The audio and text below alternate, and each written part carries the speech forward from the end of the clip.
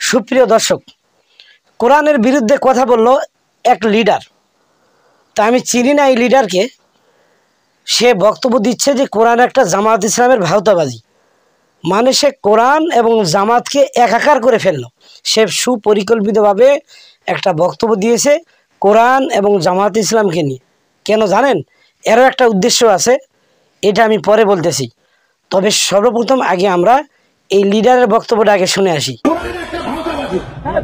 কোরআন একটা ভাওতাবাজি জামাত ইসলামের, কোরআন একটা ভাওতাবাজি জামাত ইসলামের। ম্যাডামের সাথে সম্পর্ক ছিল, আমাদেরকে কোন অঙ্গ সংগঠন করতে দেয় নাই। এই যে দেখুন সে কি বলল, যে কোরআন একটা ভাওতাবাজি জামাত ইসলামের। এটা কেন সে বলল?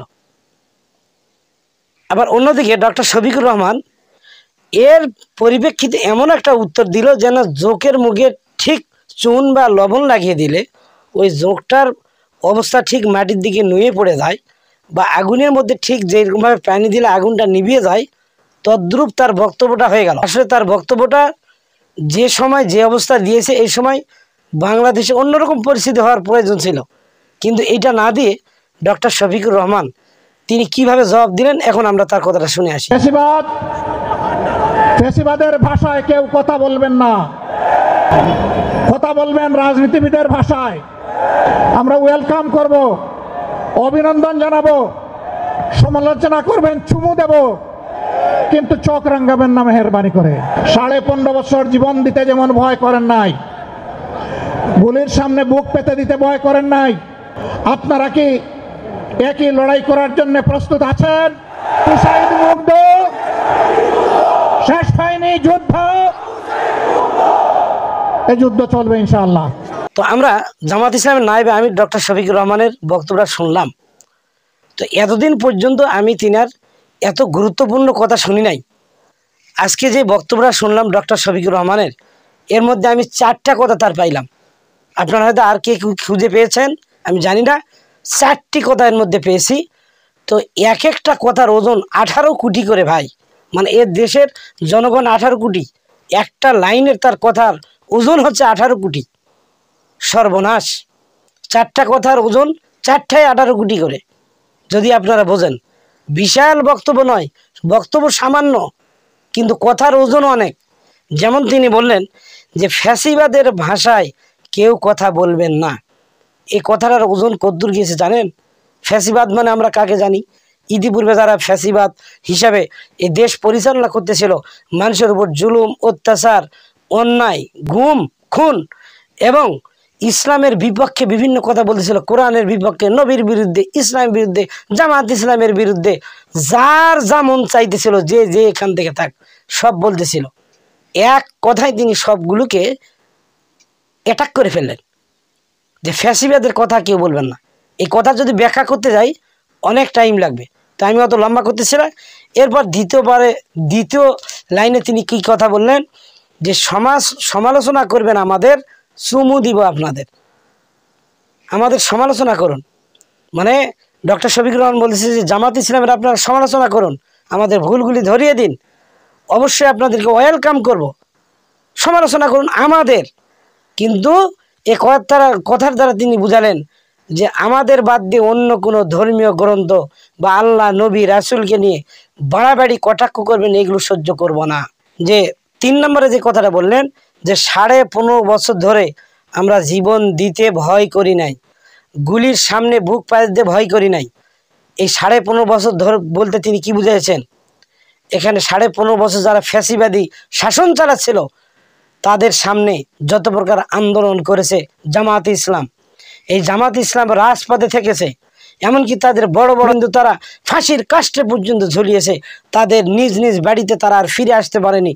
তারপরও তিনারা বশ্যতা স্বীকার করেনি। শুধুমাত্র যদি একটি কথা বলতো যে আমরা আজ থেকে আর আওয়ামী লীগের বিরুদ্ধে কোনো দিন এই আন্দোলন করবো না, তাহলে তাদের কিন্তু এসব ফাঁসি হয় না। তারপরেও তারা বশ্যতা স্বীকার করেনি। এই কথাটা তিনি বুঝিয়ে দিলেন এবং সকলকে জানিয়ে দিলেন। এরপরে কি বললেন, যে 4র্থ লাইনে তিনি কথাটি বললেন যে চোখ রাঙাবেন না, যুদ্ধ শেষ হয়নি এখনো। মানে আমাদেরকে চোখ রাঙিয়ে কে কথা বলবেন না, আমরা ভদ্রতা দেখাচ্ছি তাই বলে আমাদের এই ভদ্রতাকে আপনারা পুঁজি করে দুর্বল ভাববেন না। এখনো যুদ্ধ শেষ হয়নি, প্রয়োজনে জামাত ইসলাম আবার যুদ্ধে নামবে।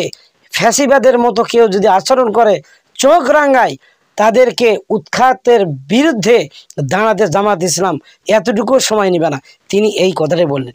তো আজ যে 4 লাইনের কথাটা তিনি বললেন, আসলেই অনেকে বুঝেছেন, যিনারা জ্ঞানী তিনারা বুঝেছেন, অনেকে হয়তো বোঝেননি। এই 4 লাইনের দ্বারা তিনি সামগ্রিকভাবে সকলকে উদ্দেশ্য করে সব এ সমস্ত অবসান ঘটিয়েছেন, সকলের উত্তর দিয়েছেন যে আমাদের দিকে আর চোখ রাঙাবেন না। কেননা আমরা চোখ রাঙিয়ে কথা আর মস্তক অবনত করে মেনে নিতে রাজি নই। যুদ্ধ শেষ হয়নি, তার মানে কি এখনো পর্যন্ত আমরা এই ময়দান থেকে উঠিনি। যতক্ষণ পর্যন্ত বাতিলের পক্ষে কেউ আছে, সেই বাতিলের পক্ষকে ভেঙে দেওয়ার জন্য আমরা বাতিলের বিপক্ষে দাঁড়িয়ে আছি। এটা জামাত ইসলাম জানিয়ে দিলেন। জামাত ইসলাম এককত্ব, তাদের নিজস্ব কোনো মতবাদ, নিজস্ব নেতৃত্ব দেওয়ার জন্য তিনারা কখনোই কিন্তু রাজনীতি করেন না। তিনারা রাজনীতি করেন আল্লাহ তার আইন প্রতিষ্ঠিতের জন্য এবং রাসূলের সুন্নতকে প্রতিষ্ঠিত করার জন্য, সমুন্নত করার জন্য, ন্যায় বিচার প্রতিষ্ঠিত করার জন্য। এই জন্য জামাত ইসলামের মধ্যে নেতৃত্ব নিয়ে কোনো কাড়াকাড়ি ভাগাভাগি কিচ্ছু নেই। তাই এই যে এই লোকটি বলল, এখন আসি এই লোকটির কথা বিষয়ে। তিনি একটা সুকৌশলে কথা বলেছে যে জামাত ইসলামের কোরআন একটা ভাওতাবাজি। এটা কেন জামাত ইসলামকে নিয়ে বললেন? যে এই মুহূর্তে তিনি একটা কথা বললে তিনি মনে করেছিলেন যে জামাত ইসলামরা সব এই কথাটাকে নিয়ে, কারণ এই দেশের মুসলমানরা, জামাত ইসলামরা নিজের জীবনের চাইতেও বেশি কোরআনকে ভালোবাসে। এটা সঠিক।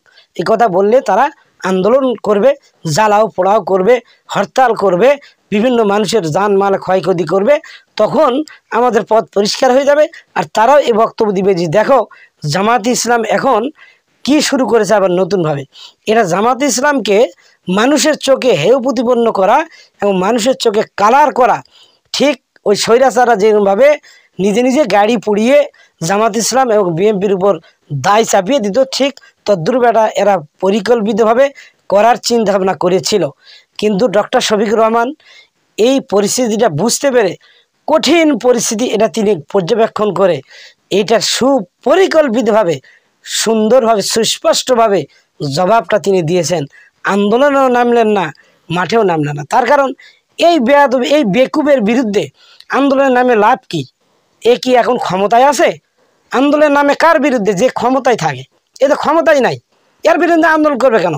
এখন এ যদি সত্যিকার ইসলামের বিরুদ্ধে, কোরআনের বিরুদ্ধে কথা বলে, তাহলে জনগণ প্রয়োজনে তাকে খুঁজে টেনে বের করে আনে, প্রকাশ্যে দিবালোকে সকলের সামনে ইসলাম অবমাননার দায় এই মুহূর্তে জনগণ যদি চায়, তাকে মানে উচিত শিক্ষা দিতে সামান্যতম টাইম লাগবে না।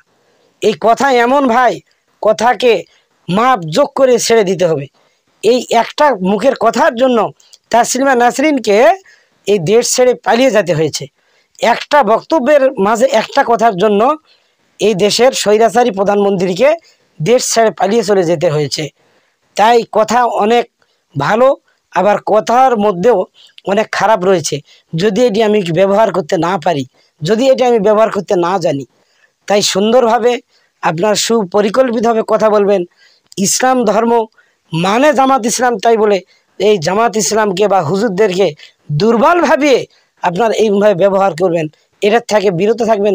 কখনো এই ধরনের চিন্তা ভাবনা করবেন না। কেননা আপনি এমন একজন ব্যক্তিত্ব, এখনো তেমন কোনো বড় দায়িত্বশীলের মধ্যেও নেই, আর আপনি ক্ষমতার মধ্যেও নাই যে আপনার বিরুদ্ধে হরতাল করে, জ্বালাও পোড়াও করে আপনাকে এই দেশের জানমাল ক্ষতি করবে জামাত ইসলাম। এটা কখনো না। এজন্য জামাত ইসলামের জন্য কঠিন পরীক্ষা, কঠিন একটা ষড়যন্ত্র। এই ষড়যন্ত্র থেকে ডক্টর শফিকুর রহমান অবশ্যই তিনি ট্যাকাল দিবেন, বা সামনে আরও ষড়যন্ত্র রয়েছে এই সমস্ত লোকদের। A B plan C F পর্যন্ত তারা বিভিন্ন প্ল্যান করতেই থাকবে। এই প্ল্যানগুলো একের পর এক ডক্টর শফিকুর রহমান এবং যারা এই সমস্ত ইসলামী নেতৃত্বে আছেন, তারা পর্যায়ক্রমে তাদের এগুলো মোকাবিলা করিয়ে যাবেন ইনশাআল্লাহ, তাদের সুপরিকল্পিতভাবে এবং সুবুদ্ধি দ্বারা। সকলে ভালো থাকবেন। আসসালামু আলাইকুম রহমতুল্লাহি ওয়া বারাকাতুহু।